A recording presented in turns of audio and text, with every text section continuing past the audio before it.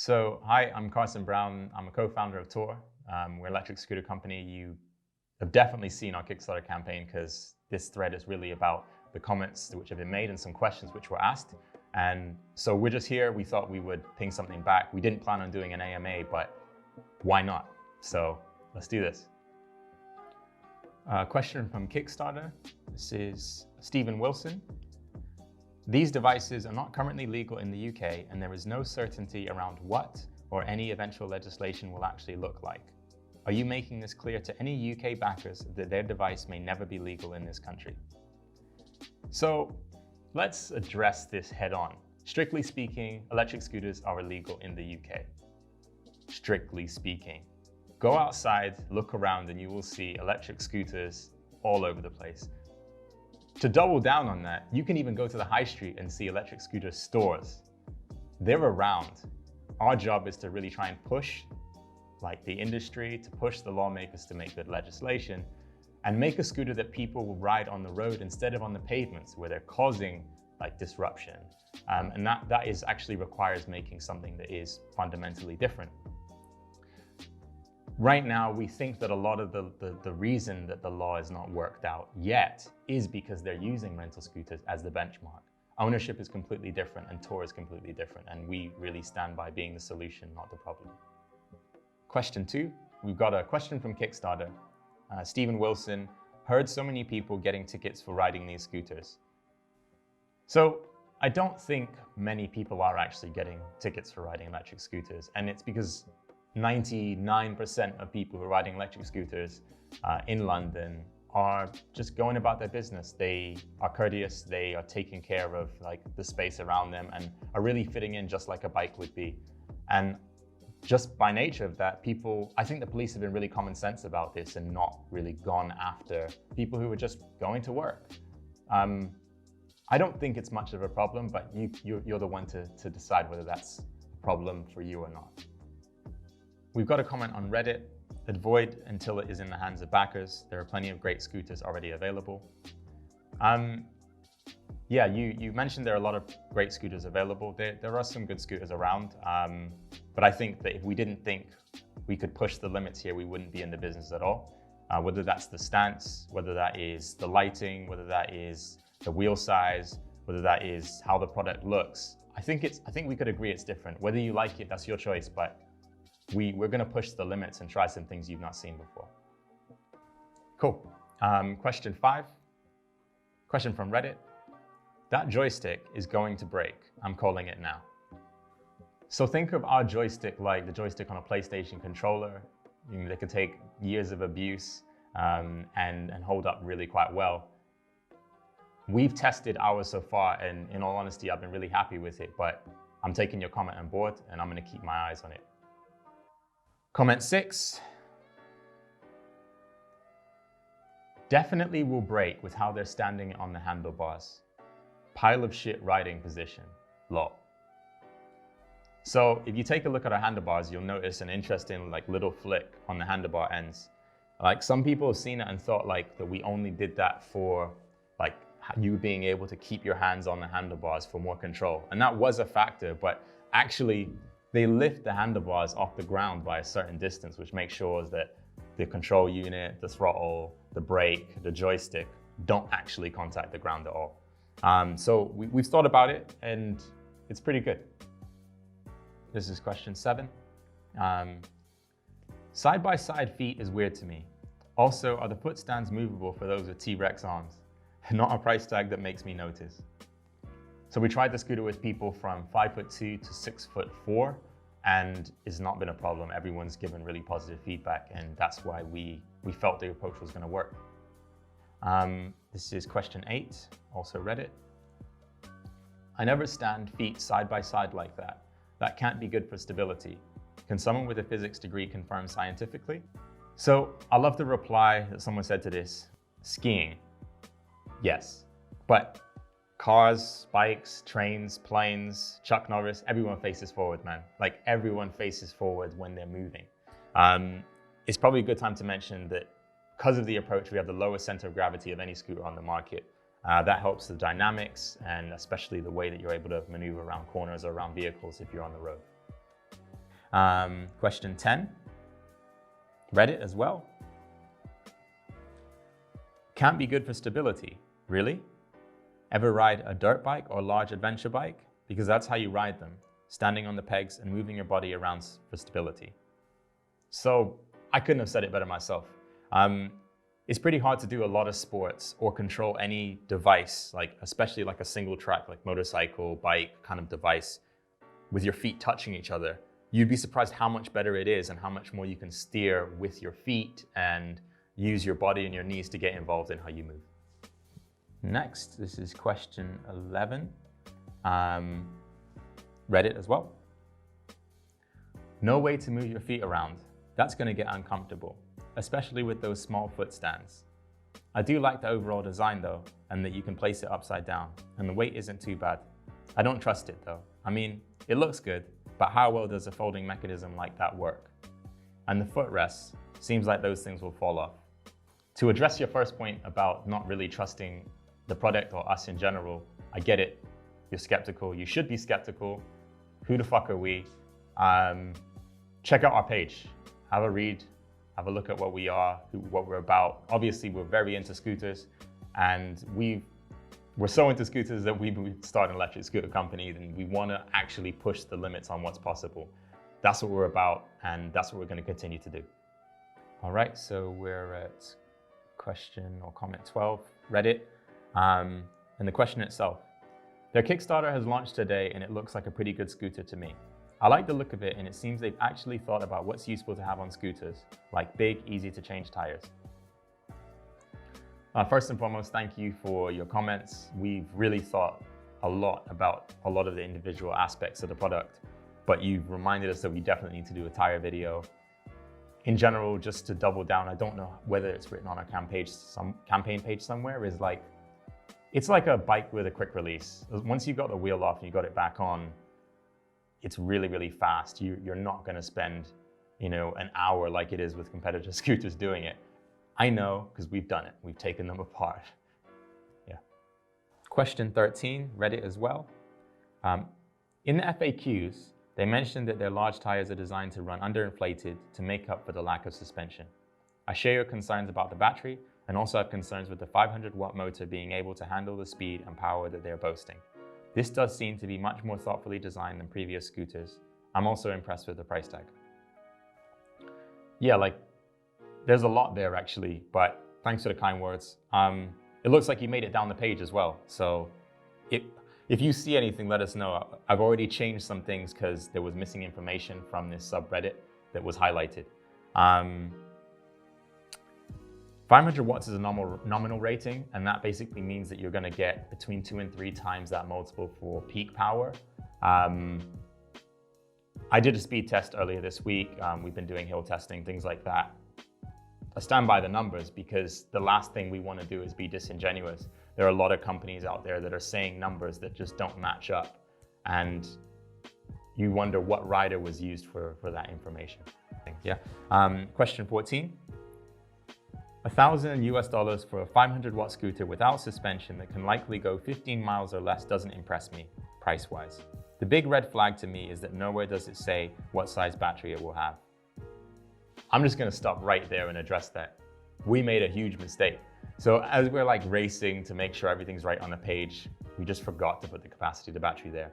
And your comment was what made us go, oh snap, and go and fix it. So thanks for that. It is there. Please check it out. The battery capacity is 405 watt hours. I hope that you'll find that the rest of the stats match up. We tested the scooter ourselves. We are, average weight Western riders, and that makes a big deal to what your performance and range are actually going to be like. Question 15, Reddit as well. 500 watt motor scooters use roughly 30 watt hours per mile, so the tour should be getting around 13 miles or so. And so should you, but obviously it depends on the terrain, the speed you're going, and your weight quite a lot, which goes for the tour too. On eco mode, on flat ground with a light, it says driver, but I think he means rider, it might get close to that promised 22 miles. There's a lot of factors here, a tremendous amount of factors. We have really tried to make sure we don't mislead anyone on range and that what we promise is what is doable. What we've based everything on is riding on the road and what your commuting speeds are likely to be like and the range that you will get because of that. And yeah, I really stand by what we put on the page. We use high performance cells, and actually you probably find that the cells used in a lot of scooters mean they have a really high capacity, but the discharge that they have means they don't perform at their best. 17, 15 miles is equivalent to the combined length of 92.1 Navy battleships. Now, I can't laugh now, but I promise you this made me laugh the first time I read it. It's jokes. 18, question 18 on Reddit. But this deck is not versatile. It's less versatile than a normal deck because you can only stand on it one way. You're absolutely right. We got rid of the area of the deck that you don't need, and we widened it in the direction that you do need. So if you let your stance be slightly wider, you're going to find you're more stable. You can use your quads, your knees, your feet to help you maneuver, help you steer. And I remember the first time that we actually tried it because we weren't sure, you're trying a lot of things, and we were impressed. And it went from, are we going to do this, to we have to do this. Question 19, I also read it. I agree. I like the frame design and large tires, but I'm not a fan of foot peg/foot platform style riding for a scooter. It said he worked on EUCs and it shows. I kind of feel like he used the EUC pedal design on this scooter. So I definitely have a background of working on electric unicycles, and that may cloud my judgment, but I would say there's no way I could have gotten away with it without running it by all the other engineers on the project and everyone who's riding the scooters. It had to be better. If it wasn't better, we wouldn't have been okay with it. And if I wasn't sure the approach would work for scooters, we would have definitely scrapped that. The proof is in the pudding, and it's a shame COVID's around and people can't come and try it, because when we tried it, it completely changed our minds. It's really cool. Reddit question 20. Oh, this one's great. Extremely stupid design. It doesn't make sense in a lot of things, like the foot placement that won't even fit kids' shoes. Joystick control. Laugh my ass off. Of course, show off kid might buy it, but it's just bad on every aspect. So to address the foot placement issue first, maybe it looks like I have small feet. Maybe it looks like we all have small feet. Maybe we all have hoofs. I don't know. We studied the ergonomic charts. We've done 4 iterations on this part itself to make sure that the sizing is really good. My co-founder is 6'3" and has quite large feet as well. And I think you'll find that you'll be perfectly comfortable on tour. Question 21, read it as well. This is a really long read. I'll just do it. Okay, so you gave reasons, but they were stupid snap judgments that didn't come off as logical or thought out. Bad riding position. Why? Because it's different? I understand different things are bad and scary when you're a simple person, but the wide and low stance makes it more stable and comfortable. The floorboards aren't as big as a size 15 shoe, but neither are motorcycle pegs. These are supporting more weight since you're standing, but I really can't imagine this being an issue. They seem big enough. And the toggle? Sure. Let's just say it's going to break because I don't know. But I think it's a cool idea to be able to make quick adjustments without being physically or mentally distracting. The vast majority of the stuff that gets posted here is cheap, dangerous, copycat garbage. This is a slight different take on the generic design, and I think it's cool. I like the ergonomics and the large wheels, both of which makes this thing much more stable. It's expensive, but in the ballpark of other high-end scooters with comparable range like an Unagi. Edit. And the thing that got me about your comment was immediately calling it an extremely stupid design. You may not like the riding position, and that's fine, but do you really think the entire team behind this are a bunch of fucking morons who you're smarter than? It's just arrogant and simple-minded. This is a cool concept. So releasing your product on the internet is quite a tough experience. I don't know who you are, but it feels like you got what we're trying to do.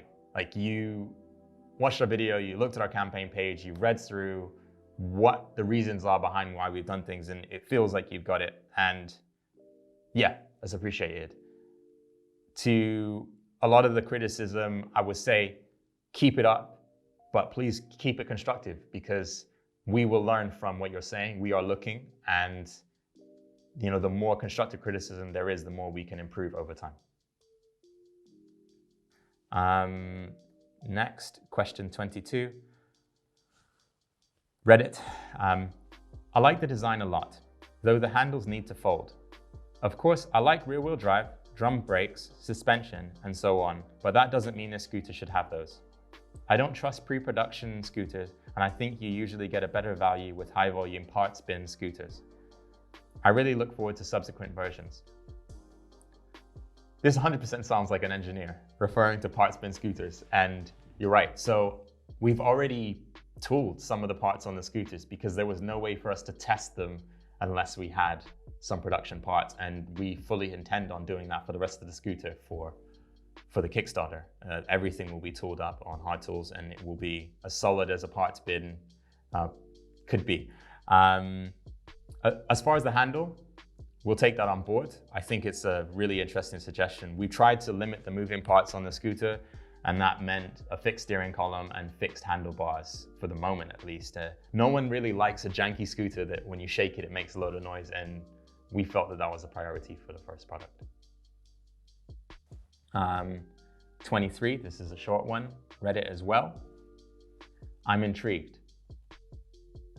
And my reply to that is, good. Question 24. Reddit as well.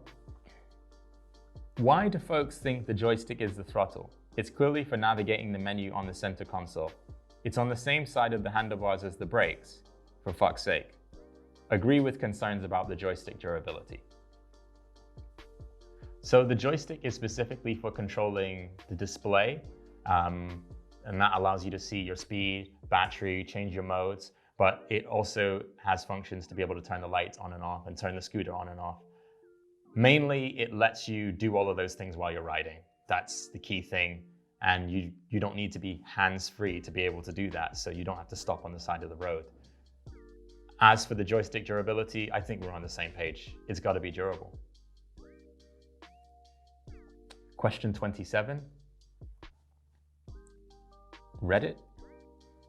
I guess I like the style, but I feel like side-by-side feet placement would feel really uncomfortable after a while.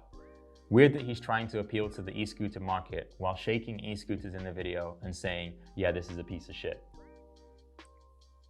So in the video, we could have spent 5 minutes explaining why all the other products on the market have design flaws that we wanted to address, or we could just crack a joke. And I hope it didn't rub you the wrong way, because we chose to crack a joke, and I think of anyone, I would really not want to be critical of people who actually have released a product. It was supposed to be taken with a pinch of salt. We are standing on the shoulders of everyone who's come before us, but we're trying to do a lot of things that are different, and I hope you can appreciate that. Facebook or Instagram comment. All right. Looks cool, but way too expensive considering it only gets 22 miles of range. My ES4 scooter gets 28 miles of range and also has a 24 mile/hour top speed. Love the look, just can't justify the cost. Can someone explain why this is worth over $1,000? So we've compared our product to the rest of the market, and our price is more than justified given the quality and the amount of technology in the product. Now, our aspiration, just to be clear, is to be the best in the sector. That's why we got into it. That's what we believe. That's where we think we'll be. And we know that you can find cheaper products. We know that there are things that you can rival, like a part of the specs that we can provide. We're not trying to win a spec war. We're trying to make a product that beats every scooter across the board, as opposed to just wins the key numbers that you're looking at. And that means that the value and the quality of the design and how it feels as a consumer will be better. This is the second comment, which is Instagram or Facebook. Why no suspension? This looks great, but the lack of suspension would be teeth rattling in London.